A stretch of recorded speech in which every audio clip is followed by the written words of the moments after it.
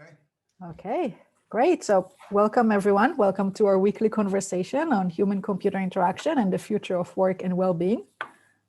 If possible, turn on your camera. We love to see everyone and kind of imagine that we're in the same space. If not, this is fine too.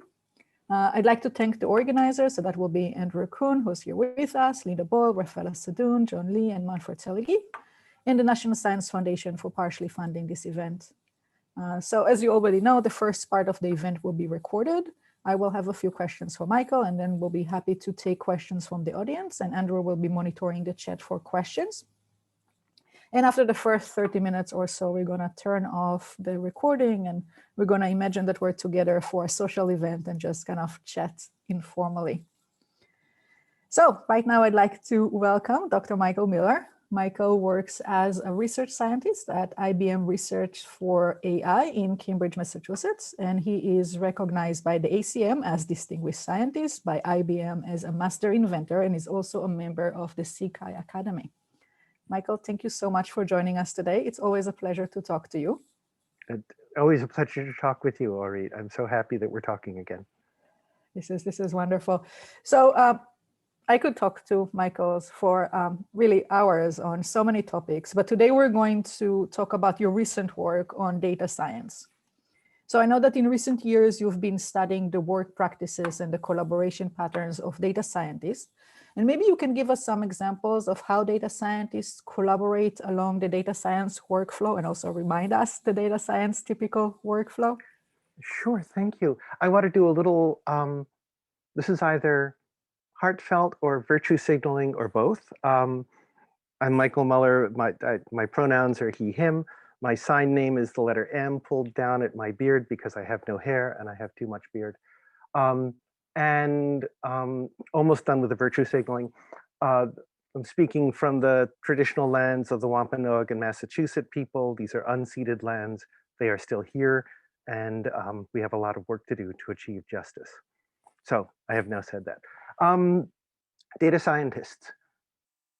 There are a lot of accounts of data scientists, and early on, the accounts were kind of solitary individuals who did amazing things. And of course, the title data scientist then actually obscured a whole lot of different roles and a whole lot of different disciplines and specializations. So I did prepare some visual materials very informally for a rant. I'm going to try to show one of them, but I will do this incompetently. And as some people have heard, I'm also deep in imposter syndrome this morning, so please bear with me. Here's an idea of a data science life cycle. Maybe I can make it appear. Maybe I can't. Oh, there it goes. So this is my colleague Dako Wang's favorite version of a data science life cycle. And I'm going to criticize it in a minute, although I'm so happy to be working with Dako and I value him tremendously as a colleague and as a friend. We get the data, we make the data fit for analysis, but the data are still incomplete. So we add some features to the data. Then we make a model, which sounds easy and is in fact really complicated. And one of Dako's big efforts has been to automate this make the model process, which has become controversial in informative and useful ways. And then eventually it gets deployed, and I'm just going to say things happen when it gets deployed. And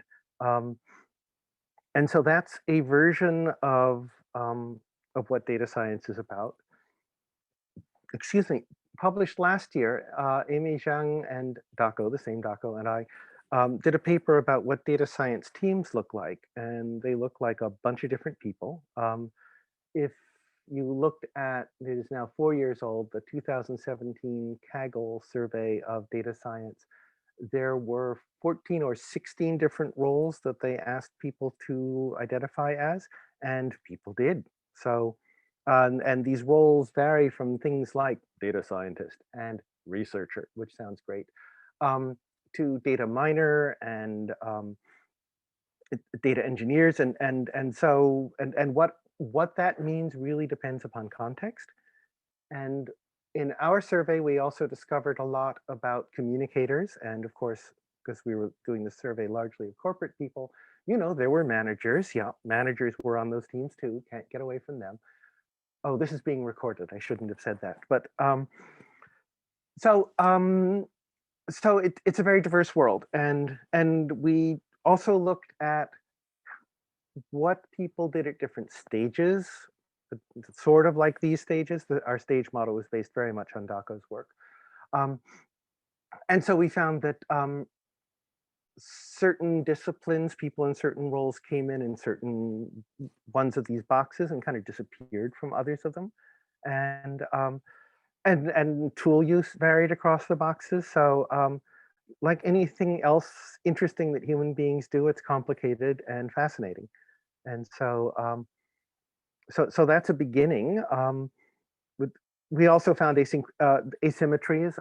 Communicators thought they were, this is sad to say, communicators thought that they were in intense conversation with most of the other roles, and most of the other roles didn't agree with them at all. They thought they really weren't working with the communicators very much, which causes me to think about communication as a different thing. Or maybe the role of the communicator was more like the publicist. It's hard to know. Another colleague, David Piakorsky, has been looking at the gap or gulf between a data science team that does intensive work doing the numbers in effect, but in a very complex sense of doing the numbers. And so that would be over here in my left hand, and then in my right hand would be the client-facing team, which sort of receives from the data science team. And depending upon whom you interview, it might be that the domain expertise is in the client-facing team and not in the data science team. And that should frighten all of us, because if the people who are making the thing don't understand what the thing is supposed to do and for whom, then this is how we lock people up in prison for a long time. This is why trans women of color never get bank loans, and so on. And I could tell more detailed stories about peculiar things that people did, and then were appalled when they discovered how peculiar they were. So it's how do I say this? It's really complicated, which should make us worried. It's really complicated, which makes me as a researcher and analyst really happy. And I don't know if that's the kind of answer that you were interested in, Orit, but that's the one I have so far. Great, thank you. So just to follow up on kind of collaboration, because I'm kind of a little kind of intrigued by the observation that sometimes kind of the people that actually understand the domain and the context and the customers are kind of disconnected from the people that make the model and then deploy the model. To what extent kind of can you tell us about good communication practices between kind of the people that call themselves data scientists and the people that are the domain expert, let's say on kind of giving loans, on kind of providing healthcare, and what will make it a good collaboration so that we will not see some of the gaps and biases? What is a recipe for success? Yeah, I'm going to preach. So there's more preach than data in what I'm about to say, just to make that clear. There are teams in which the domain experts are on the data science team. My impression, but notice I'm really hedging when I say impression, my impression is that that works better. For all the sorts of reasons that we have seen through most of the history of software engineering. Data science is not the same as software engineering, but they're cousins, and as efforts go. And so there are things that do generalize across them. And so teams that contain multiple disciplines generally do better, make better things, make things which are less flawed when they finally reach the field. That's not always true. In an extreme version of this argument, and there's not a lot of data science work yet to support this, but in software engineering, the concept of participatory design, especially in the Scandinavian version of that, less so the anthropological version, the concept of participatory design was that workers had a right to influence the design of technology that would then impact their work. And in some of the Scandinavian countries, this was codified into law. They were called the co-determination laws. We will wait a long time to see that happen in the United States, unfortunately. Um, but there were, and so when we, I'm sorry, this is going to be the Michael story, and I'm going to try to get back to the data science story in just a minute. When we brought the participatory design methods into North America for the first time in the early 1990s, we thought, well, we have three wonderful arguments. They improve the amount of knowledge that the design team, or that the build team has. They increase the downstream commitment to the design because the people who are going to use it are already co-owners of the design. And they achieve democratic principles in the workplace. And US industry was really happy with the first two of those and left the democracy part on the floor. And we tried, and the first two actually turned out to be valuable, but we certainly didn't get anywhere near workplace democracy. And that's, over the years, I've thought, well, I think we failed then, but we tried. Anyway, back to the data science story. So taking lessons from that, in general, multidisciplinary teams take a little bit longer to achieve their goals, but their goals often have greater depth and quality. Now, I started off by saying that my impression is, so let's remember that I said impression. I don't have strong data to support that argument, especially in the domain of data science. We do have unfortunate stories about what happens when teams are not configured that way. I'll tell one of those stories now. A really wonderful man, a very, very kind man, was working in 2019 on the bank loan problem, which was the problem that all of IBM wanted to solve at that point. IBM IBM's business model is to be business to business. So we love our financial clients because, Michael, don't finish that sentence on recording. We love our financial clients. And so the bank loan problem was important. And so this wonderful man said, well, we need to be able to do feature engineering, that is take some of the original pieces of data in the original data set, and later I'll say why that phrase original data set is problematic. Take some of the variables in the original data set and combine them in ways that are typically nonlinear, because most regression models or other data science models would do that. So let's make a ratio that's not a linear combination. We need to know how reliable this person is in working. So I know, said this lovely man, I will take the number of years that you have, the number of weeks that you have worked, and I will divide it by the number of weeks that you have been alive. So it's a percent worked measure, really straightforward. Everybody understands what that is. I see you all are nodding, and some of you already know what's wrong with that. One of the things that's wrong with that is that it has age discrimination in it. Somebody who's been working for a week has a teeny tiny percentage. Somebody like me, who's been a long time, has a very high percentage. It's not fair. There's nothing wrong with that person who's been working for a week. Another thing that it does, of course, for women in traditional roles is it really nails them, because women in traditional roles have tended to take time away from work to care for children, elders, et cetera, et cetera, et cetera. And I told my friend this, and he was astonished and very unhappy. Oh no, I never thought of that, he said.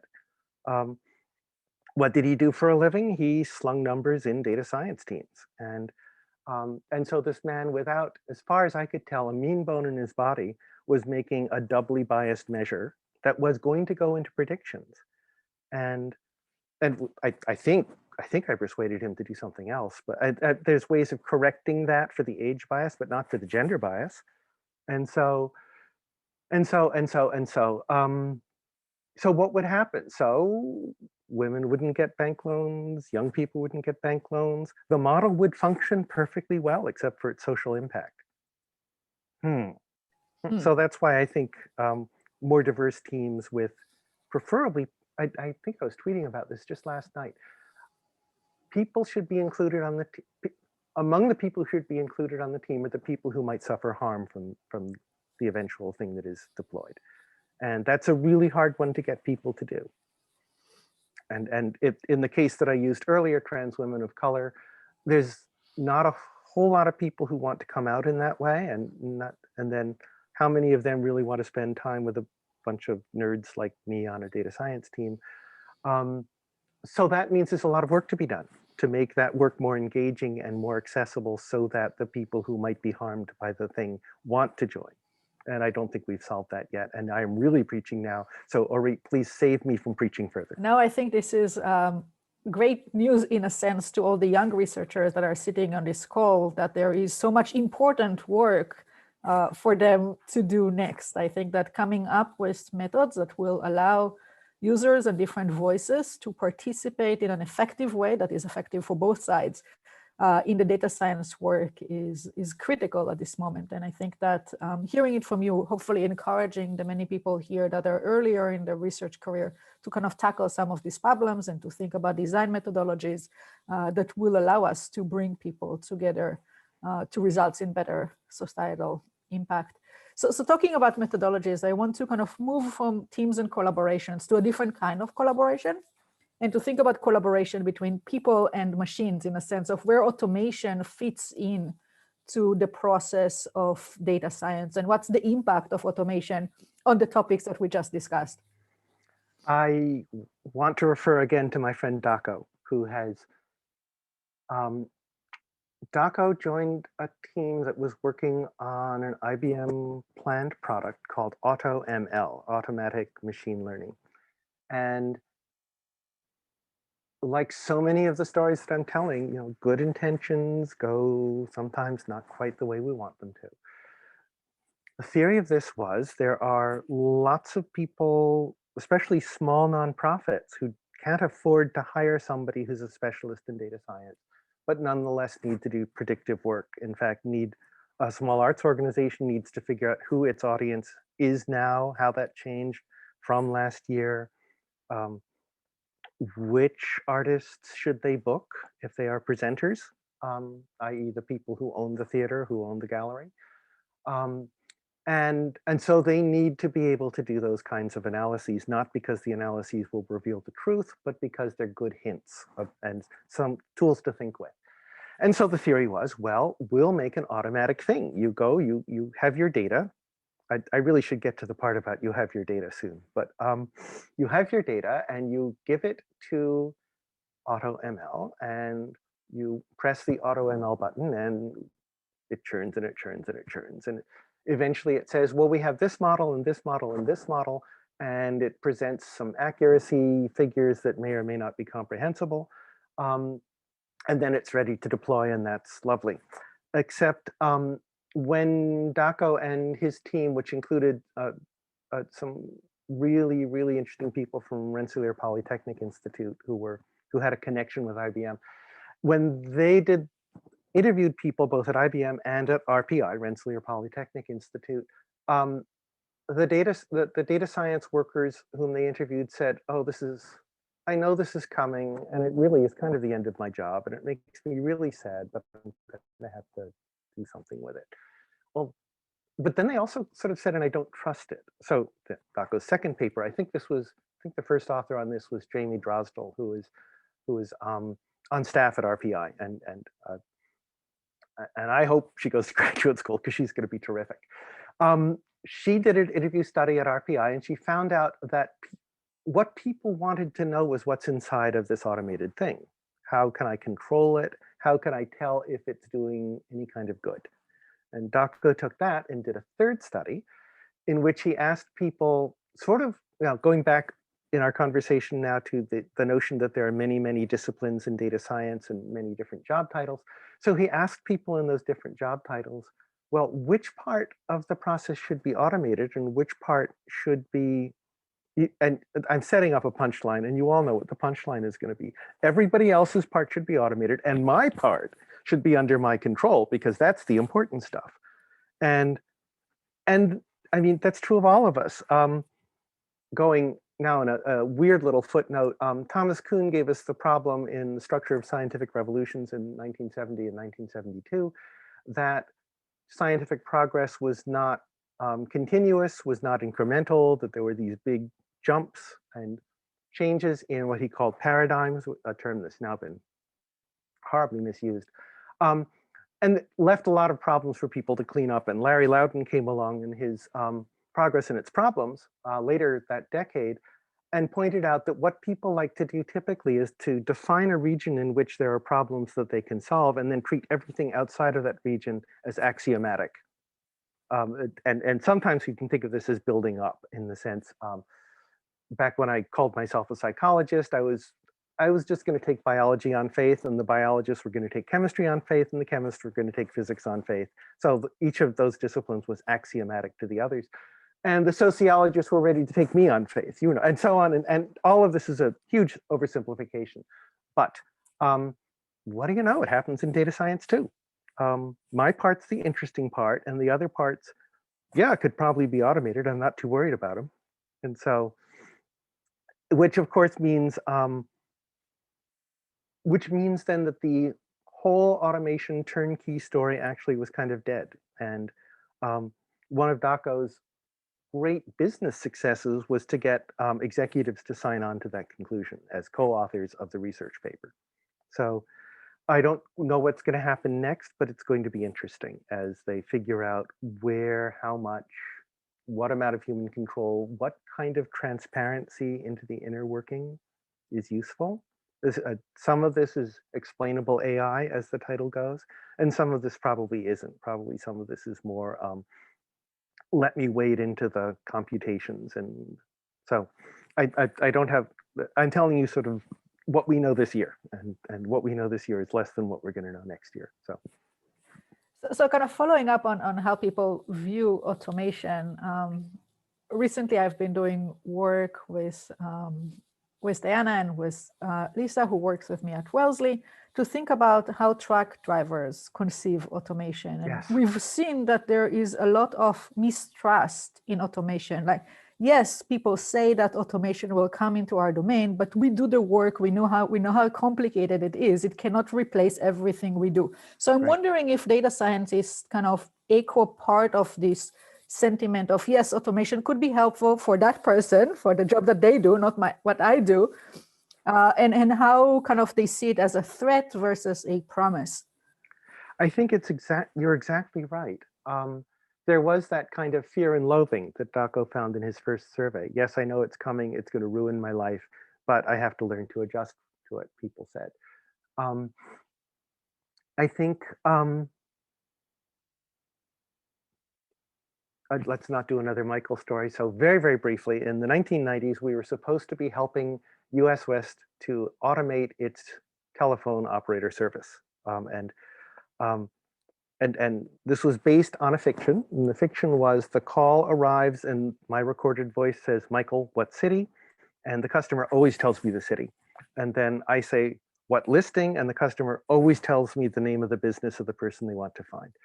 And of course, this isn't true. And so we documented that roughly, I've forgotten if it was 25 or 50% of the calls that came into this kind of telephone operator work actually involved knowledge work.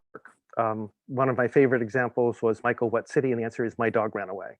And so voice recognition on my dog ran away is just not going to work if it's expecting some city in the Midwest, et cetera, et cetera, et cetera. And so for a while, we were discovering that this job that looked really boring, that in fact, Wayne Gray had said, no, and Mike Atwood had both said was kind of boring work done by boring people. The technical language about women talking on the telephone, including telephone operators, was gossip and chit chat. Those are technical terms.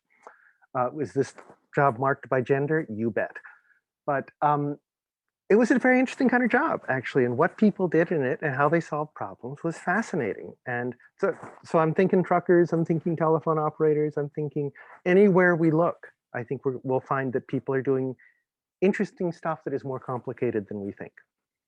So maybe the task is not automate people away. Maybe the task, and I'm going to use words that I don't know how to define, but maybe it's human extension and human augmentation, by which I do not mean we take the chip and we put it in here, ouch, but rather we make tools that allow people to say, this is really the boring part, so do that, please. Yes, do spell check. Oh, no, wait, but you didn't. No, you don't. No, it's not Share. It's actually Orit's last name. And so spell check, you're wrong. But I can correct spell check. And so that's, maybe it's that kind of tool, a tool that learns from us. I didn't wave my arms, but I should have, because I don't know how to do that. But we are thinking a little bit in the project I'm currently working on, what is it like for a human to be deeply engaged with a non-human intelligence? And I haven't finished this at all, but guide dogs would be an interesting example. A guide dog for a person who has limited vision always walks on a certain side of the person. The harness, which is relatively rigid and is held on the dog's body, but also in the hand of the person, is an exquisite communication medium in both directions. Um, very different from what a sheep herding dog would do, very different from what a hunting dog would do. It's sort of obvious once I say it, but I had to read this stuff to learn it. Turns out that the guide dog literature isn't all that different from the Mongolian lasso pole pony literature, in which people are riding, usually bareback, on a pony, and what they're doing is finding other ponies, and some of the time they find them because they're going to domesticate them and turn them into lasso pole ponies, and sometimes they're going to eat them. And at the lasso pole pony actually does the selection of the animal to be captured fairly often, and rider and horse do this amazing work together. And I think we're back to truck drivers and telephone operators, because I really wouldn't have thought that it was all that interesting to go and herd ponies on the steppes of Mongolia. And it is. It's really interesting. And people are very skilled at it, and so are the ponies.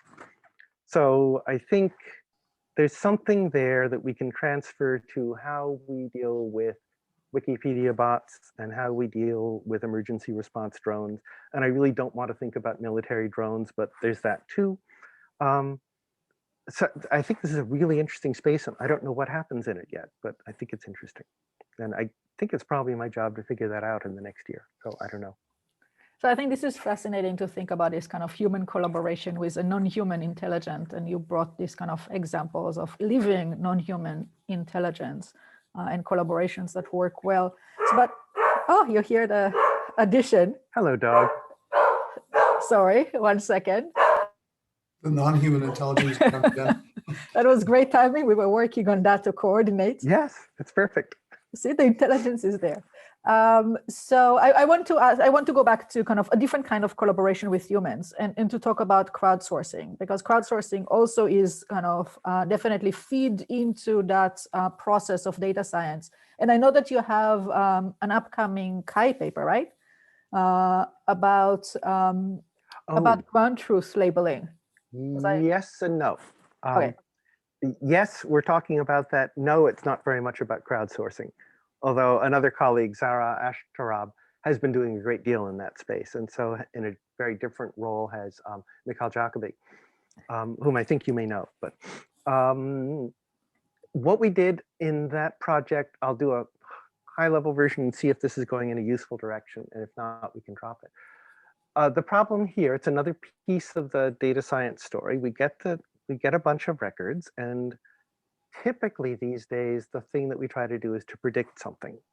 And sometimes it's really obvious. The patient developed cancer or the patient didn't. And so we have medical tests, not a lot of human interpretation there. Well, there is, of course, some, but less than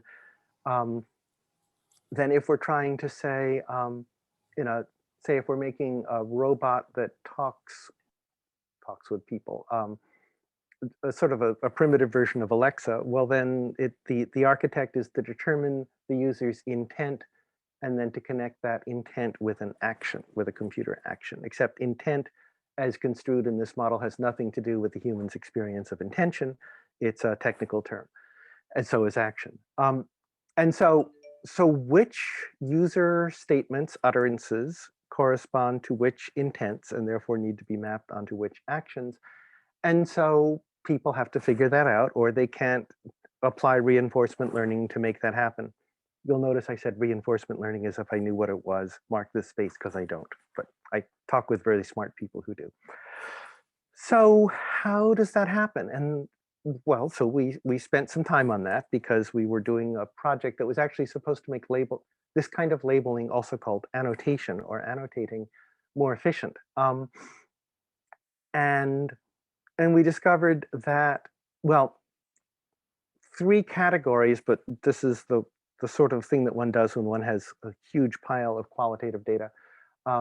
grounded theory method, iterative development of theory from data. We did it in a principled way, but the outcome is going to sound not that principled. The outcome was some people actually have a plan and they follow through on the plan, and they have experts, and the experts say what the things are. For a while, not we, Michael, but we, IBM, were inviting physicians to come in for a workshop, and the physicians would label entities and relationships between those entities in medical records. So it's a symptom. Okay, pretty clear. And there's a drug involved, pretty clear. And is the drug treating the symptom, or is the symptom a side effect of the drug? And that definitely requires a physician to figure that kind of thing out. So, and then what happens if you're not sure? Well, then two physicians should label it. And if they agree, that's lovely. And if they don't agree, then what are you going to do? And so some teams really had it worked out so that they knew what they were doing. It was all kind of scheduled, and they had high confidence. And then a second set of teams did a lot of planned to be wrong some of the time. And so they would typically ask two or more people to label each thing, each record, and they had a protocol for dealing with disagreements in labeling, which we can see also in citizen science all over the place, in the Galaxy universe, the Zooniverse project, and so on. And then there were teams that made it up as they went along, and sometimes they would have principled reasons for using certain labels, and they would present them to their clients, and their clients would say, well, we don't care about that, or we don't like that, and then their entire ontology would change. And this is not the way we like to think about data science, but sorry, that's actually, there's this expression about how the sausage is made. So this is how the data model sausage is made. Or worse still, this is how the data pipeline sausage is made, where the pipeline includes the model and all of the preparatory steps, including my lovely friend who was doing the percent worked measure in a way that had bias in it. That's built into the pipeline. We lose track of all that stuff by the time we're done. I have a further rant on that, but that's probably enough for now. It's a rant with pictures if you want it.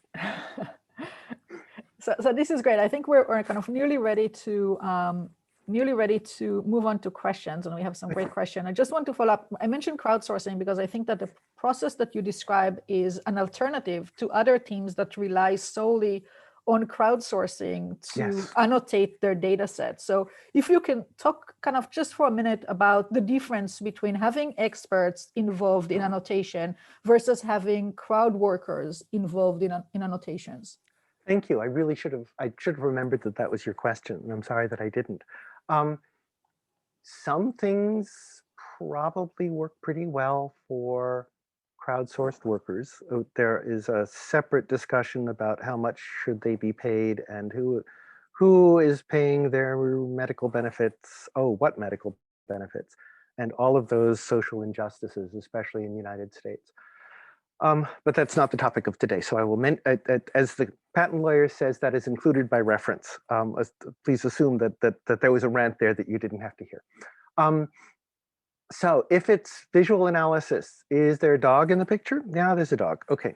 A lot of people can identify dogs, although there are also ambiguous creatures that may or may not be dogs. And if the task is it a dog or a cat, and it's actually a wolf, well, sorry, you're just not going to know about the wolf because that wasn't on the menu. But if you're trying to do dogs and cats, all right, so you can wind up with a lot of dogs and a lot of cats identified through crowdsourced data. And again, citizen science runs on this as a principle. We can ask lay people, maybe train them a little bit. I'm sorry, I'm saying we, I don't do citizen science, but I've read the papers. The people who do this can ask lay people to identify phenomena in the sky. Is it a galaxy? Is it a nebula? Is it a gas cloud? And people can get pretty good at that. And as I mentioned previously, there are also ways of putting in checks on that. You show the same image of a galaxy to multiple people, and then it's the plurality that becomes the label for that. And this is a little frightening. The people who have the minority opinion are marked down in terms of what's called their reputation.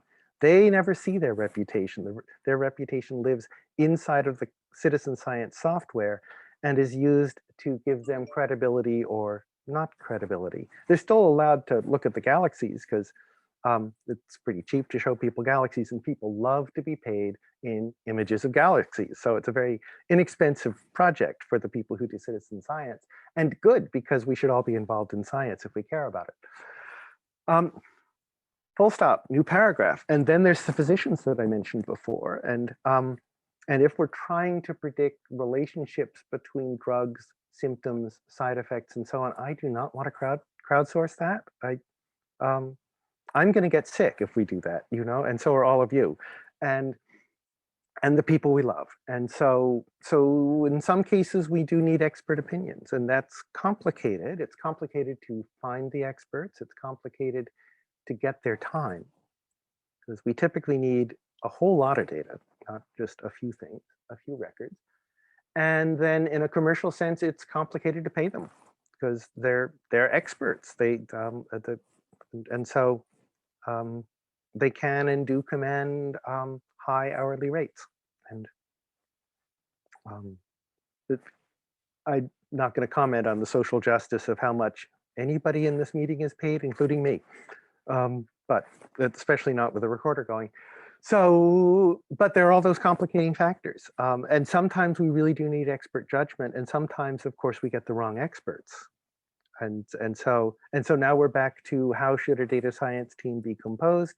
Well, it should be composed of diverse knowledges because we're going to need them eventually. And they're going to be checks on each other, I hope, in Michael's ideal world. I don't get to be in my ideal world very often, I should say, but that would be my ideal world. Well, this is a good place to be in your ideal world. So thank you. This was really, we touched upon so many different topics. So this was very nice. And I wanted to turn over to some questions. And since we touched upon many different topics, maybe Diana, you can start with one of those topics. Yeah, sure. So, hi, thank you so much for this talk. I really enjoyed it. So way back at the beginning, Orit asked a question about collaboration kind of between the internal members of the data science group. So my question was, I was wondering how we can improve communication between data scientists, the data they collect, and the general public whose the data collected is actually tangibly impacts them. It seems like now there's sort of a big disconnect between how data scientists use the data and how the public understands it, because I don't think the public actually understands it. Like Facebook collects our data, we accept it as part of a reality, and we don't necessarily understand how that data is being used, how it's being collected, and how it impacts us, for example, advertisements. So I'm wondering, do you have any thoughts on how we can close that gap? I know it's a big question, but I think it's worth addressing. It's a big question. I am only partially the person who should address it, especially, no, we don't need that history, Michael, be quiet. Okay. I want to go back sloppily to what I said earlier, that if the people who may be harmed by a project are part of the project team, that's an improvement. But then the team has to be willing to talk with them. And so, so some teams are and some teams aren't. Another way to think about this, and it's only partially an answer to what you asked, Diana, because I don't work in the social media space. Used to, but in enterprise social media, but then we sold that part of the business. And so they said, Michael, you should be working on our products, not on what you like. And so I had to stop. But IBM has a product, an actual product called AI Fairness 360. And I think it's like anything in the space, you know, we're learning, they're going to get better at it. I've made my own internal criticisms of it, but the notion is when you have a working thingy, a model, but really a working pipeline, which includes, as I said before, the model and all the data preparation that goes into the model. And I really should talk a little bit more about that, but then is it biased? And there are ways of looking at the bias. One can look at the data themselves. Does the data set have the right people in it? I mentioned Trans women of color generally don't get bank loans because there's zero history of bank loans granted to trans women of color, and do they pay it back? And of course, I think we mostly want to pay back our bank loans, and that would be true of trans women of color as well. They really are the same as me. It's just a couple of different things about taste. And but we don't know. And so one can look at a data set and say, this data set is biased. One can also look at outcomes and say, and this is where the tool works, but also fails. Or sorry, this is being recorded. It needs to make a bit more progress. It's set up with a bunch of binary comparisons. And so you can say, so for white people versus non-white people, is there a difference in outcome? And if there is, well, it might be a legitimate difference in outcome, but according to my way of thinking about society, probably not. So one should go back in and retune that model until it doesn't discriminate anymore. The trouble is there are a whole lot of different ways of being not white. And so the binary, of course, doesn't really cover it.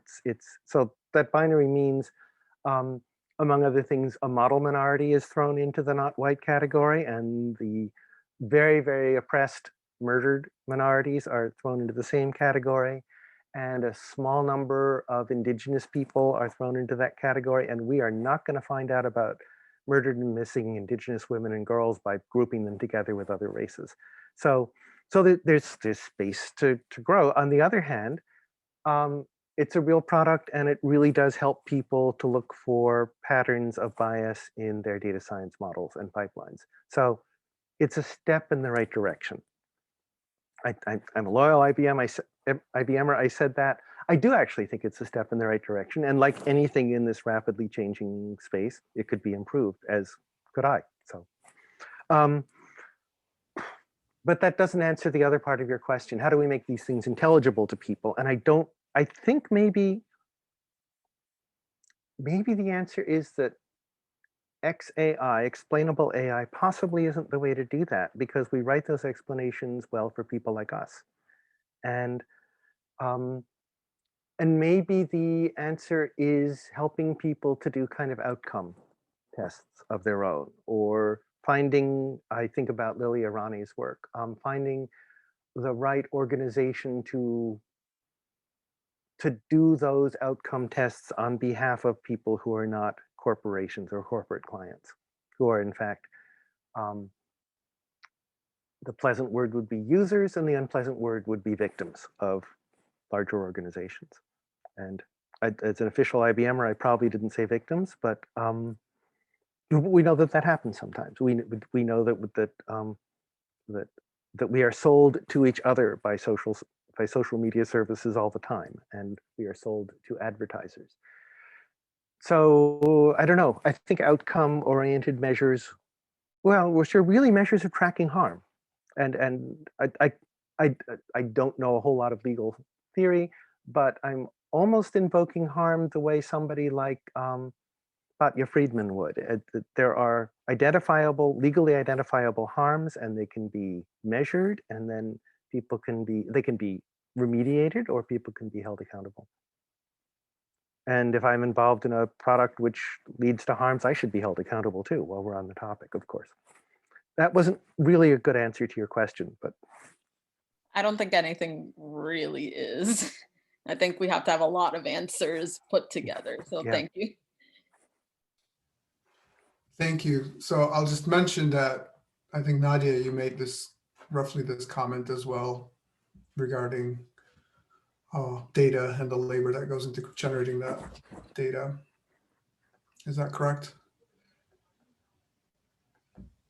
Yeah, so I sent the link to the paper that I recently read. It's talking about how the work that is the work that is generating the data is actually creating the value to it. So when it comes to data sharing, for example, between those who generate the data and data scientists, it's not like it's not about the practices of sharing, but it's about the practices that generated that data. And that is putting the value into it. Thank you for sharing that paper.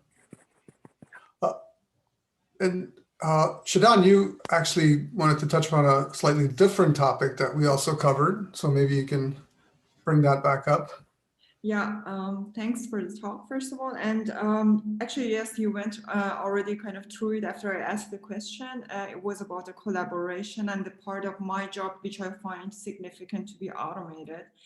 But looking at these user-centered approaches, or as you call it, the Scandinavian user-centered approaches for automation, when we go for the democracy or looking at the socio-political approaches through that, it's mostly, at least from what I know, it's mostly performance oriented. Like the system works, the system of human and machine works effectively, efficiently, but not really looking into individuals' job satisfaction, the long term, or accountability of the system. If something fails, who is responsible for that failure? And the question was that, have you ever looked into those kind of issues in the collaboration of system and human? Yes, thank you. This is a case in which I need to ask my friend Ori to tell me when to stop talking, because I could do this for the whole day. So here's a rant. I claim that user-centered design, as practiced in American industry and much of the West, has historically been roughly the equivalent of grabbing the user by the feet, shoving their head against the computer screen and reading the usability meter on the back of their skull. We turn people into measurement instruments. Now, of course, and I would never do, none of the people in this group would ever do that, except it's in our history, it's part of the way that we were trained to think about the quality of a made thing, the quality of an artifact. And so one way to assess the quality of the artifact is, does it help people to perform, as you said? And in a workplace setting, of course, efficiency and productivity are extremely attractive things to measure. It is like the foolish person under the lamppost who is looking for the thing that they dropped someplace else, but the light is better underneath the lamppost. I mean, all these things, anybody who's listening could say all that stuff. So what made participatory design different was that it said the workforce is not only a source of data, the workforce is potentially a partner.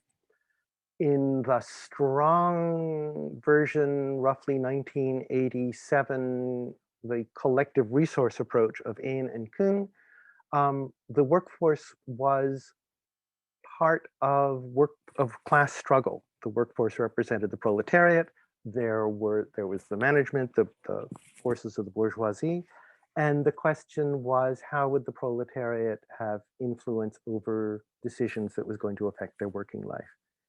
And so, again, because of the legal structure that was in the Scandinavian countries at the time, somewhat wiped out by ISO during the 1990s, the claim was workers were actually in a position to bargain in a way that we don't think about so much in the United States. The workers actually knew how the work was being done. Management didn't. Management knew how the work. It's a little bit like that diagram that I showed you early on about the linear structure of a data science project. If you've done data science, you know it's not linear. You know there's iteration after micro iteration. There's the part where you go, oh no, all of that was wrong. I have to go back and redo the data cleaning. I'm now looking at the accuracy of the model, and I have to go all the way back to step 2 and look at the data cleaning. And I probably need to go back to the measurement plan that somebody wrote, and then we all lost it because we don't know where it is now. But see actually what we were going to measure as the quality of not the artifact, but the outcome, which might include like not being biased, but most measurement plans don't. And so we know that these beautiful linear models are, I was going to use an impolite word, inappropriate, not accurate. And so in the Scandinavian model, well, if management wants to make a work process better, they're going to need the knowledge of the workers. And the workers aren't going to part with that knowledge unless they have power over workplace decisions. That's how it became not here's where you go and vote, but a voice at the table definition of democracy. And that's why I was so excited about it when I learned about it, and why I'm so sad that we couldn't actually make that happen here. So I guess I want to say, if we take people's experience, satisfaction, ability to feed their children seriously, then we make artifacts differently. And probably we have to, there is this word satisficing. We can't optimize all the attributes at the same time. So people have to discuss and debate, and this is why there really should be workplace democracy, somebody to speak for the workforce, to say these issues are also important. And repetitive motion injury comes into this too, as a trivial but measurable. So that's underneath the lamppost. Not a company that works with crowdsourcing of non-employees, but a company that has employees has a legitimate economic interest in the health of their employees. And so something which is going to injure their employees, click, click, click, click, click, click, click, click, click, click, and put all of their hands in splints, that's not going to be useful to the company. But more is the point, something which continues to insult or minimize the intelligence of the employees is also one quick labor reference. There is a notion in especially US labor of working to rule. And what this means is it's a labor action that is not quite a strike, but it puts painful pressure on management because the workforce follows the instructions instead of using their own intelligence about what they know about the actual way that the work is done. And things slow down and customers get very frustrated and no one can be fired over this because they're just doing what the rule book says. And so it's a good illustration of the kind of knowledge that workers have that is not in the manuals, not in those beautiful flow diagrams. And so so now I'm back to my old theme. Multiple disciplines, multiple backgrounds on a team. We'll know more. It'll take us longer. We'll know more and we'll do better. Thank you. I'm preaching again, so please stop me. Thank you. I think that I know that we have many more questions, but we're running out of time, and I want to leave us this kind of 5 to 10 minutes, if that's okay with you, to have informal conversation. So I want to wrap up and say thank you, Michael, for joining us today. This had been a fascinating conversation. And I want to mention that next week we'll have Kelvin Liang joining us, and he'll be talking about his work on designing for well-being with marginalized users. And the following week we'll have Chris Jansen hosting Dave Day. So stay with us and join us for the next conversations. So thank you again. And Shadan, you should ask your question to the next week's speaker too, because they'll know more than I do. So that would be great. I will, thanks. So thank you for joining us. And I love when we flow from one conversation to the next, because it shows that we're really kind of staying in a mode of conversations rather than a series of speeches. It's really a series of conversations. So thank you for mentioning that.